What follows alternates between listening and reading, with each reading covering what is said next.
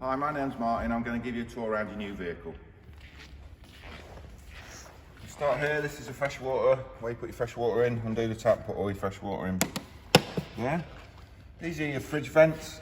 Don't be alarmed if you get a little bit of residual heat off the top of there. And under the bottom here, if you was to take it off, there is a little burner here that you would see would be burning if you was running it on gas.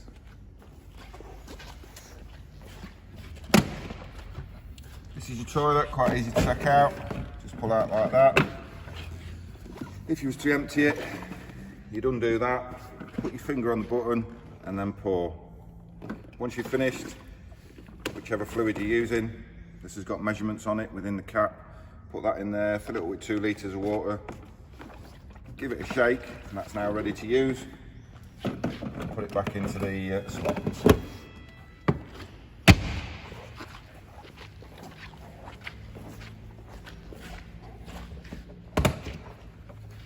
So in here you've got a bit of cover space in here. These are your carpets that are all been checked, ready for you to use. This is your boiler that you can see from here, and you can gain access into this area from under the bed as well. This is your boiler outlet, your vent. It can run on gas and it can run on electric, and it can run on both. If you was on a cold day and you had it on gas, very much the same as your house, you'd see it venting, and you'd have air and water droplets, condensation, nothing to be alarmed of on there. This is your gas locker. We put a gas bottle on just for test purposes. You can have 2 of these gas bottles in here onto your regulator. Obviously you turn your bottle on there. Just before we go inside, this is self-explanatory. Your 240 in there.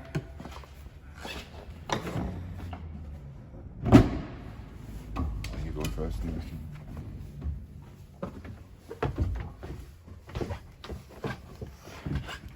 So onto here, you obviously turn your power on there, you turn all your lights on and off in there, and obviously you need your water pump onto it.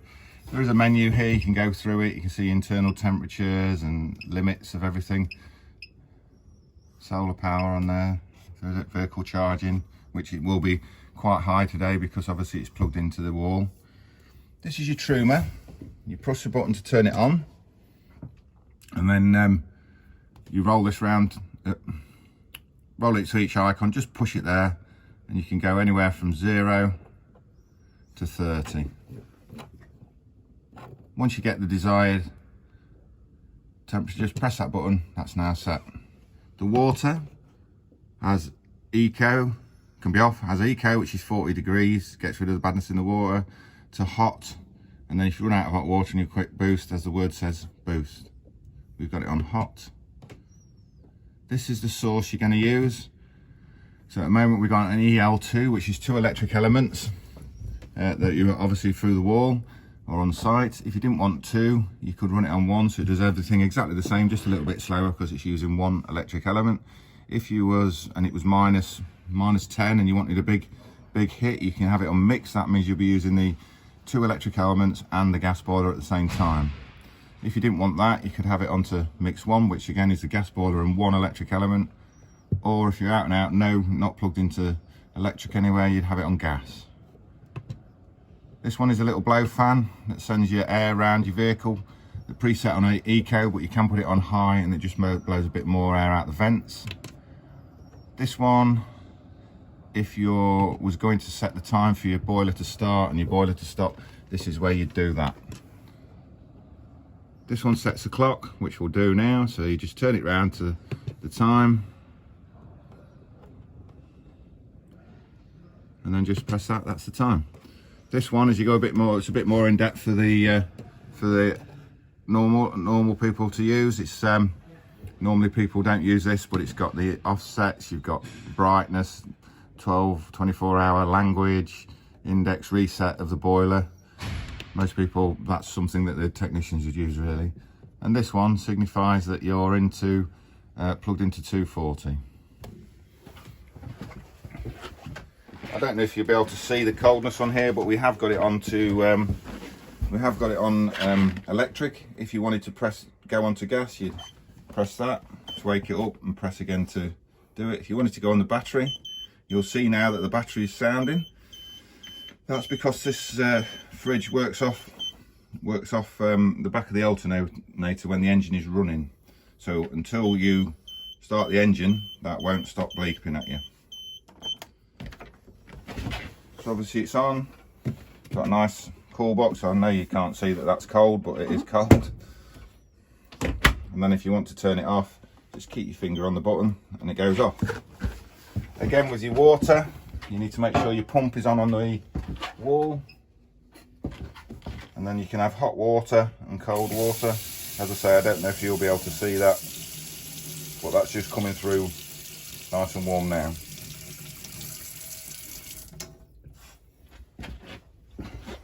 Onto this. This is your gas. I'll show you it all working.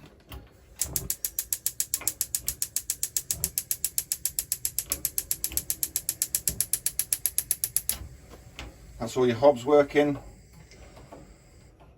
Onto here, you're going to do your main oven. Turn this round, you'll see your main oven's on. And if you turn it back to the middle and then turn it the other way, you'll get your grill.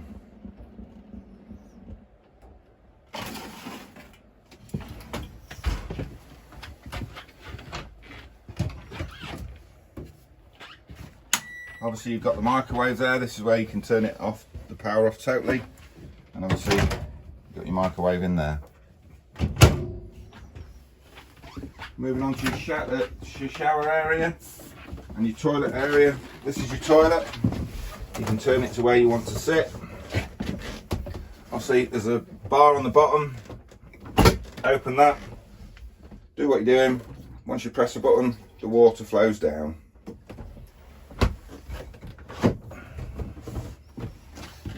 Onto your shower, you have a curtain that comes round, and your tap is your shower head that clicks into there.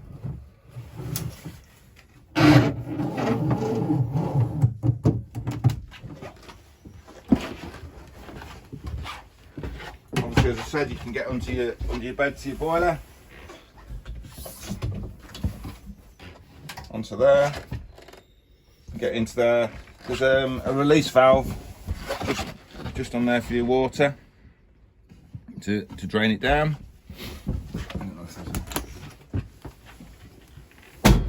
And you have your bed makeup bits, which we'll do in a minute, but I'll stop the film, make it, and then show you it made. You also have your TV aerial here. Just undo there, send it up, turn it to where it needs to be, lock it off once it's in position. And then obviously for travelling purposes, make sure it's down.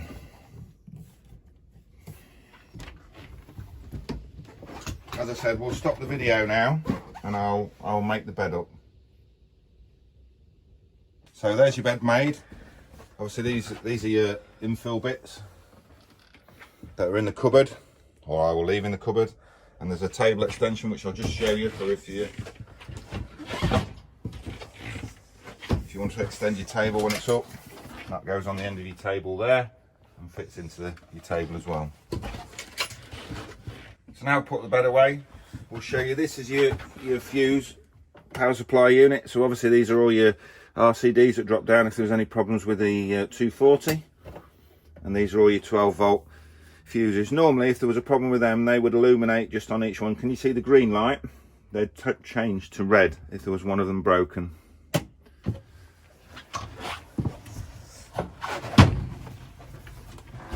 It is recommended if you're leaving it more than a fortnight that you should turn it off at the power point there.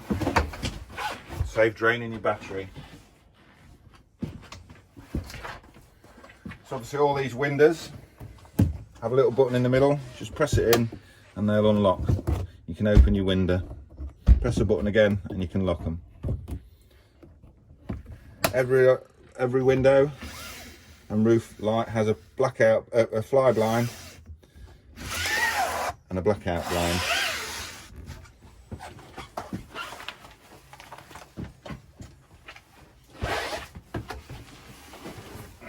Moving on into your cab area, you've got your vehicle battery here and you've got your habitation battery under your seat. Fairly self-explanatory. 12 volt socket, USB, speed of the fan, the temperature you're going to send, would require. Air conditioning when the engine's running, recirculated air, fresh air in, and where you're sending it. So obviously you have your radio. Once you get it home and you've looked into it, you can link your phone up, you can plug the media into the points just here. Obviously it's a 6-speed gearbox.